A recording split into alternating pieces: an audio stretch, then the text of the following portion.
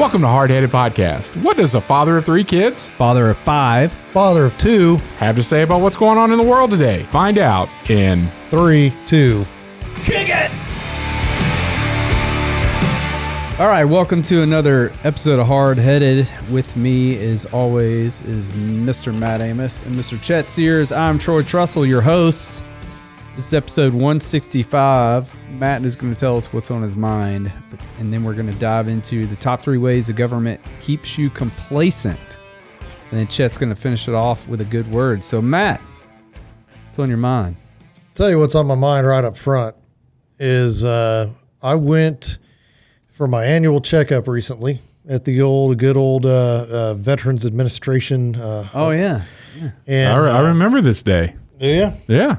So, just going in for my annual checkup, which was 2 years overdue, and they've been on me like, hey, you need to get this done. You need to get this done. You need to get this done. And I'm just like, I'll get around to it. And so I go in and sit down, and of course, the first thing they do, they take you back, and they put you on the scale, they weigh you, and I was like, good Lord, I was like, I gained 2 pounds. How did I gain 2 pounds? I've been cutting back on sugar and all this stuff, and so I was like, I was already depressed, and then so then you go back to the room, and they sit you down, they take your temperature and do all that, and then they stick that blood pressure cuff on you. So they stuck the blood pressure cuff on me, and is it an automatic one or the automatic one? No, not the old school where they pump it up, whatever. Yeah, that's my doctor uses the old school. The practitioner or whatever. Just so you know. Where they hand squeeze it and squeezing stethoscope. the needle bounces. Yeah. Do you feel like you get a more accurate reading with the needle bounce? No. Okay. Yeah. I'm like, how do you, because me, I wouldn't even remember it by the time I went to write it down. Like I could see it when it does it, and then it does it again, and you're like, well, what was that first number? Oh, shoot. Let's do it again. It's just not something you're trained for, Chet. I am. That's true. But you know what that's called? Sphygmomanometer. Yes, it's a very fancy I am trained in that. It's one of your favorite words. Didn't we have an episode about this? Yes. Way back? It was one of his favorite words. Yeah. Still is. And Sphygmomanometer. So anyway, I can't even say it. So they sat me down and put that sphygmomanometer on you. Well, I don't even know if that's what the automatic one's called. Yes, it is. Is it? Yeah. That's the cuff itself? Is that what it's called? No, that's the whole device. But is it a device when it's automatic? It's still a device. It's like a digital thermometer versus a mercury thermometer. He went up 3 octaves. I don't know. See if I can get him to soprano. You keep asking dumb questions, I'll keep going up. So anyway, they push the little start button, and it goes, and it keeps going, and it keeps going, and it keeps going, and it keeps going. I'm like, good Lord, is this thing gonna stop? I was like, my arm's getting really sore here. And so then she goes, oh, I hope that's not right. And then she goes, we're gonna try that again. So she did it again, and she's like, that's really high. And she goes, well, I'm gonna take it by hand. And so she got that down. She goes, well, it's a little bit lower. She goes, but that's pretty high. So let's just go through some of these questions. And it's like, okay. It's like, goes, do you have an emergency contact phone number? She's like, is your vision blurry? And I'm like, no. She goes, yeah. You got a headache? And I said, just kind of a little headache. I go, nothing terrible. I have headaches all the time. And she goes, huh. Okay. Well, I'm really surprised with that high that you're not having any real symptoms. She goes, you chest hurt? And I'm like, no. Trouble breathing? No. Huh. Okay. All right. Well, I'm going to go tell the doc. I'm just going to go ahead. We're going to stop right here, and I'm just going to go let the doctor know. Yeah, we're done. We're done with the examination. So the doc came in and asked me the same questions, and I was like, I feel all right. I don't feel bad. And she goes, well, we're just going to go ahead and order you up a wheelchair, and we're going to just wheel you down to the ER. And I said, what? I was like, I can walk. And she goes, no, we'd prefer that you didn't. You're about to have a heart attack. And I was like, all right. So I get down to the ER, they do their thing, and it was a little bit lower, but it was still way high. Yeah. And, so they go through their whole thing, and they're like, well, you're not having any chest pain or trouble breathing or anything like that. It's just high blood pressure. So, typically what we do is we, do a chest x-ray and EKG and all this stuff, and then we'll start you on blood pressure medication. I was like, here's the deal. You're probably not going to get me back for any of that. I said, but if you want to just start me on some blood pressure medication, I go, I've always been elevated. I go, I've never been like that normal or low, but I've never been, that high. And, back in ancient times, because you got a lot of blood in your body, should we just do a blood letting? Probably. Then would that lower the pressure? Yeah. Okay. Yeah. Because you lose too much blood, your pressure drops, and then that's when you go into shock and die. Man, I could have taken care of you. We get you off these daily meds. You let me cut you every day? No. But the good news is, so she goes, well, go down to the ER. If everything checks out, we'll bring you back up. We'll finish your annual, we'll get you on your way. So, spend my time down the ER. At this point, I was like, oh, might as well just spend the day, because at this point, it's a good portion of the day, even though this is the first time I've ever been wheeled right down to the ER and got right in. Like at the VA. Yeah. No, any ER. Any ER. There was no wait. It was just like, hey, we're just going to get you on back. Yeah. Because the other experience I have with an ER, I haven't been to too many ERs in my life, or maybe just a couple of times. I have. And, but they've been for kidney stones. Yes. And I remember I was in Reno. I just gotten off a plane, and I suffered the entire flight. Yeah. When the plane landed, I said, I looked at my buddies I was traveling with. I was like, hey guys, I was like, do me a favor. Here's what my bag looks like. I was like, grab my bag off the belt, take it to the hotel for me. I said, I'm going to the hospital. I was like, I can't, I'm done. Like, I'm dying here. Yeah. And so get to the ER, and of course, Reno, they're like, well, we don't, you're not whatever in this hospital system, so you need to go register here. And I'm like, what? Yeah. Like, I got to go stand in line over here. So I'm like hunched over, just freaking dying, waiting to fill out this paperwork to get registered in this stupid computer. Yeah. To go back and sit in the ER for 6 hours. 6 hours, because there were chest pain after chest pain after chest pain kept coming in. So everybody losing all that money in Reno. So I kept getting pushed. Yeah. And, so then when I finally got in there and the nurse brought me back, she goes, how long have you been out there? And I said, 6 hours. And she goes, what? Yeah. She goes, normally we look out and we can tell kidney stones right away just by the look on people's face. And I was like, well, that was me. I was sitting right by the door the whole time. Right. But so that was my other experience. So this time I was the guy. They got bumped up. That got bumped up in front of everybody. And it was only one old man, and I don't know what his issue was, but he's dead now. So he might be. Yeah. So I get back. He would have been seen just a minute earlier. So I get back and I'm sitting, they're like, well, we'll get you back. And it wasn't even a room. It was just one of those things that's kind of just sheeted off, in a chair. And so I'm sitting there, and there's some curtain in a chair, elderly veteran that's just like, I'm leaving. I'm getting out of here. And like, he's like just fully enraged. Like, I'm like, holy cow, like, settle down, dude. Like, they can't keep you here. Just leave. I was like, there's no reason to start yelling at people. He declared it. Yeah. But he was really upset, and of course he's an old guy, maybe they were trying to keep him there, what's best for him, or, right. Maybe there was some other issues or something like that. But yeah, he was just really angry, and I was like, oh, dang. And then the dude next to me, he's talking about, what he's there for, and it was, he ran out of his blood pressure medication, and he goes, I'm feeling dizzy and all this. And then, I heard the number, and I was like, rookie numbers, bud. Yeah, you got to get those up, man. Got to get your numbers up, rookie. I was like, you're dizzy with that? I should be comatose. But so anyway, went back up, finished my annual. All my other numbers came back good. She's like, everything else looks great, but we just need to get that blood pressure taken care of. So I've been on low blood pressure medication, and we're down a little bit. We're not there yet. So I think they're going to have to do some adjustments, maybe add some more to it. I can punch you in the face and your nose can bleed out. It probably won't bleed, to be honest with you, but yeah. What do you think I don't hit hard? That's obvious. Yeah. But anyway, so all that to say that I even because I really despise going to the doctor. Like it's one of my least favorite things to do. And so I avoid doing it at all costs. And for whatever reason, this time I was just like, yeah, I probably better go to this appointment. No other reason. It was like, yeah, I probably just better go. And luckily you're here with us today. And so I even wrote him, email, because I've got private chat with my doctors, whatever. And so I just emailed him and I was like, hey, thanks for taking good care of me the other day. I know I'm a difficult guy to get in there. I'm pretty pleasant when I'm there. I don't ever speak for yourself. I am. Yeah.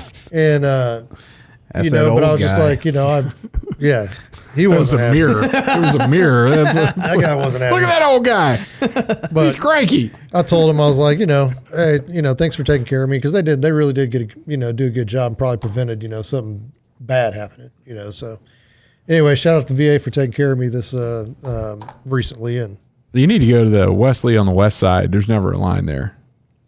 Straight in, man. Oh, that's a good one too. It's good ER. Well, but see, now my options are back open because before, since I didn't make my annual appointment for 2 years, they put you on like this where you got to come in and see us. You got to go see them because if you go somewhere else and it's an emergency, we didn't know about it. You didn't come in here, so we're not going to pay for it. Control. Yeah, I went in. So both my kidney stones in the second round, I knew exactly. The first time I didn't know what was happening. I was just freaking out, and it was a very, very, very, very large kidney stone. And the second time, as soon as I started feeling it, I'm like, oh, we got to get up there. It was the other kidney. And I went in, I'm like, got a kidney stone, left side, whatever. And so we were going in the back and she's checking you in. Have you ever had kidney stones before? I was like, yeah. And she was like, okay, well, when was that? And I was like, well, it was 2 years ago. And it was, I came here and I gave the millimeters on how big it was. And she goes, that was you? I am known. The record setter. I am known. She's like, that was you? I'm like, yeah, I hope this one's not that big, Anyway. So pays to be Sasquatch. I got my name up on the wall there, apparently. Yep. All right. But anyway, that's what's been on my mind. All right. Thanks, Matt. All right. We're going to take a quick break and come back with the top 3 ways the government keeps you complacent. At Admiral's Pennant, our mission is to offer the latest and refined, high-quality masculine products and services to the modern gentleman, as well as provide him with the tools and products necessary to look, act, and feel confident in his appearance and social interactions. Check it out at admiralspennant.com. Without it, you might as well shave. And we're back. All right, Chet. Why don't you start us off? Top 3 ways the government keeps you complacent. The government keeps you complacent under our 2-party system. Oh, yeah. We are pitted against one another, one citizen against a different citizen, and the insinuation is that it's the other people that are the problem, and as long as we're fighting amongst ourselves, we never come together and realize it's the government that's the problem. I've been voting libertarian for 25 years. Nothing ever happens. Yeah, well, there you go. You are fighting the wrong battles when you're in the 2-party system. Yeah. Number 2, they dangle carrots. All of them have. I'll give you a one more recently upset maybe some of you Trump fans. Trump said, I'm going to make sure all the JFK documentation is declassified as it was supposed to be on the date that they were supposed to do it. They didn't do it. He didn't go all the way. Or one more recently, we're going to release all the names on the Epstein flight logs. Oh, no, we're just going to do 100 of them now. And then we're going to do 100 of them later and 100 more. All while they happen to coincide with other major news events that should be paid attention to. But no, everybody's going to go with this fodder. Dangling that carrot out there. Number 1, they just flat out lie. They're telling you that gas prices are coming down. They're telling you there isn't a border crisis. They're telling you there actually are weapons of mass destruction. They're just telling you lies left and right. Now, is this misinformation, disinformation? We did this show. What's the lies? Lies. That's just what they are. I know. Misinformation is. I can't remember all that crap we talked about, but there are different definitions. But this is just they flat out lie. Okay. They're telling you one thing and they know it's another. Yep. They literally are saying there's not a border crisis right now. But there is. And I'm going to correct. Actually, I have a different view than what I've portrayed on this podcast previously. John Fetterman, the crazy senator that had the stroke, he's back, like not strokey anymore, and is straight up. He's not based. strokey. Like the dude is like, man, we got to do something about the border. It's out of control. And this spending that we're doing in Washington is going over the top. We're never going to recover from this. I mean, all of a sudden he's making a whole lot of sense. Before, when he was running, made no sense. He had a stroke, and he's back without he's coherent and not wearing pajamas anymore to the Senate. And the dude is like spitting straight fire. Like, I don't know. And so I want to let everybody know I don't feel that way about John Fetterman anymore. Right now. Today. Currently. Yeah. Until he strokes out again. As of February of 2024. I don't know. Maybe he won't. Maybe he will. But the dude's, he's right on. So, anyway, they lie. The government lies to keep you complacent. And then you can just get mad about the lies. You never do anything about it. See, to me, agreed. What if old Fetterman's just putting on a show because it's election year and he doesn't want to make the Democrats look crazy? Because he got elected crazy. He was crazy when he got elected. Why would he go sane now? Because they're looking at drawing more of us. No, they're not. The middle crowd. No, they're not looking at drawing anybody. They're looking at drawing that middle crowd, bringing them in. Biden gave a speech at, what's the crossing? George Washington's river crossing, the Delaware. He gave a speech there and said, literally, our greatest threat to democracy is people that support Trump. Like, they're not looking at drawing centrist. Like, it's all out war. But the centrist wouldn't be your Trump supporter. But it would be, I'm not a Trump supporter, and you don't tell me the biggest threat to America is other Americans, because it's not. And you're not trying to pull other Americans in by saying your neighbor is the reason this country's going to fall apart. Look, you're a little bit too right-wing for me right now. Huh? You're getting a little... Do you have any firearms on you right now? Because you're getting pretty emotional. I don't answer those questions.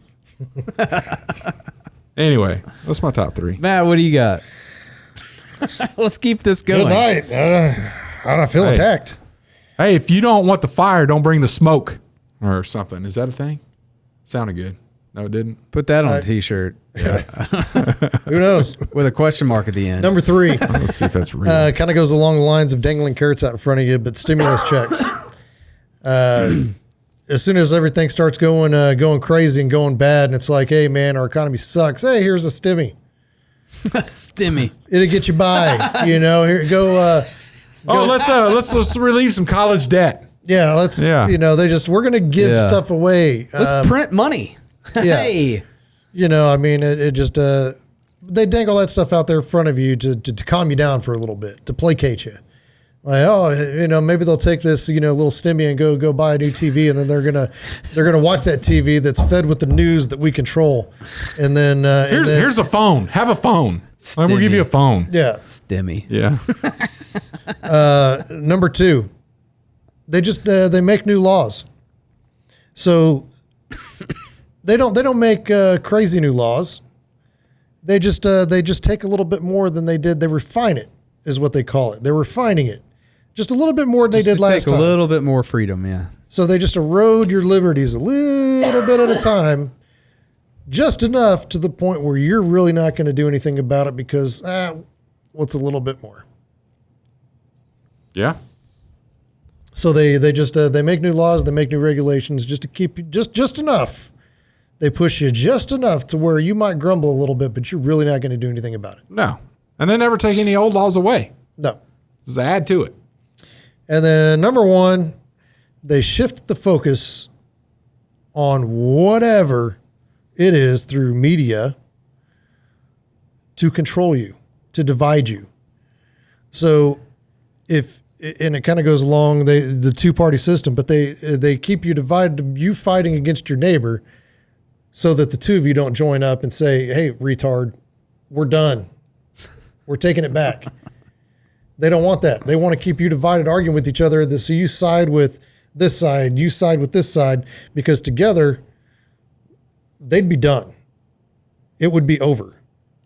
But then again, they go back to those new laws, making those new laws that say Patriot Act, or, hey, we got this because if you do this, oh, you're an insurrectionist. Right. Oh, January 6th. Ooh. Yeah. Some people walked into a Capitol. Right. No, man, dude. Every time I think about that, I almost cry because I'm shaking in fear of how close our democracy came to ending. Yeah. So did everybody, right? Yeah. It's like, especially the police that are just like, hey, you want me to take your picture? Go on in. Yeah. And then like, and even right now, I mean, they're keeping a candidate. I'm not a Trump supporter. Like, it's not like he's my guy. You know what I mean? It's not like, there's a lot of people out there like, it's Trump. It's got to be Trump. He's going to fix. He's not going to fix anything. He's not going to fix anything. If anything, it's going to make it worse because the other side is going to. You saw how they acted the first time he was elected. Imagine what's going to happen this next time. And you saw what he did the first time. He was like, the Operation Warp Speed. Let's all go confine to our homes and get vaccines. But I digress. I'm with you. Yeah. You let the process work. The man deserves to be on the ballot. Yeah, and so I mean, but hey, we're gonna make new laws, and then that's gonna prevent this person from running because we're gonna classify it in such a way that was an insurrection, and if they can do that to him, they can do that to you, and then that's just a fear tactic that the government uses. Well, they are doing it to the people that showed up at the Capitol. Yeah, I mean. But a couple weeks ago, they came out and said it's terrorist. It's terrorism is what they're doing. And a couple weeks ago, they came out and said we're coming after the people that were on the Capitol grounds beyond the barriers that didn't enter the Capitol. Yeah. Like they're just as guilty as what they're saying now. Right. That's how far-reaching it is. That it's like I mean, and imagine if for 1 minute you could get the left. Who says all those people are retarded insurrectionists, blah blah blah blah blah, and, detriment to America, and whatever. Hey, what if we just what if you stop name calling and we stop calling you retards, and and we come together and we say, you know what, we've had enough of this dumbass government. They're done. You're talking about me getting fired up. Well, look at you. But it's so simple. It's so simple. The answer's right there. Like we don't have to storm a Capitol. We don't have to storm state buildings.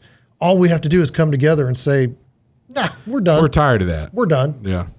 Like let's just grow up. And I've been saying this since this dang podcast started, is just come together.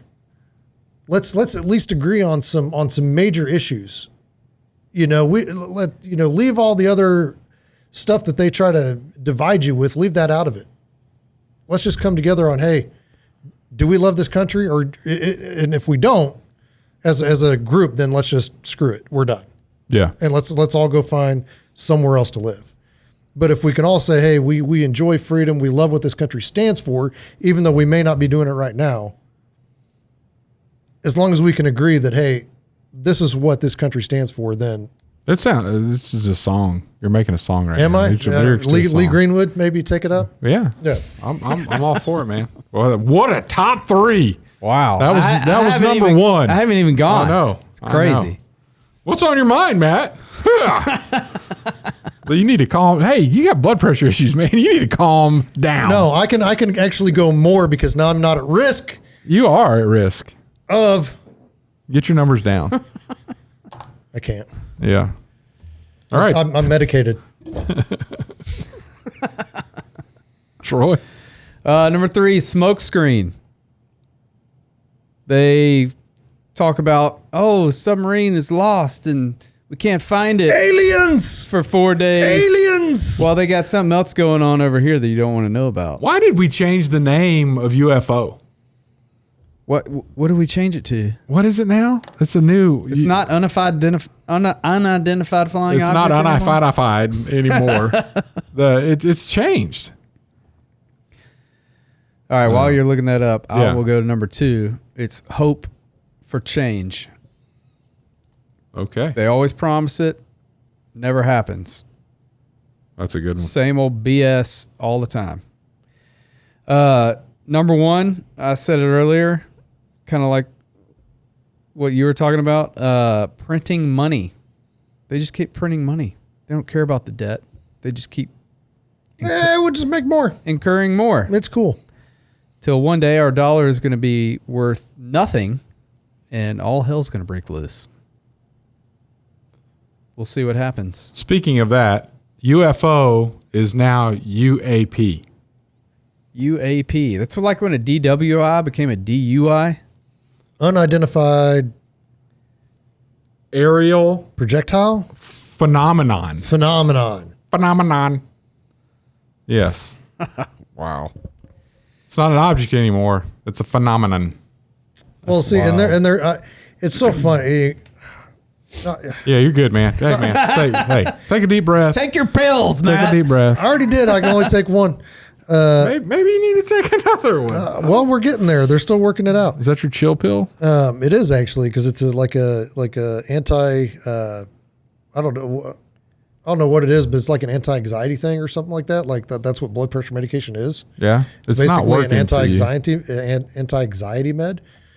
I feel a little less anxious, which is kind of funny. You know, I don't really notice the blood pressure, but I do feel better than I felt. Do you drive down a dirt road you never been down before? No. Yeah, you still got issues. But what I will say is it's funny, because I've been saying this too, is that this whole UAP thing now, I'm still going to call it UFO. Old school. Because boomer. Millennial. I like to think that I'm with the current generation. But how they're using that as the smokescreen for biblical happenings that may occur. So it's a way to explain, oh my goodness, what are these 4 horse? Oh, those aren't don't say the word demon. Those are UAPs. Those are aliens. Aliens. That's what it is. So I really think that that's what they're building it for, is a way to deceive the end times people, whether that's us, whether that's 50 years from now. A few generations down, where now all of a sudden just aliens are normal and we've done this, and then all of a sudden, and I just think their terminology is off. I don't think that they're aliens. I think that there are supernatural beings.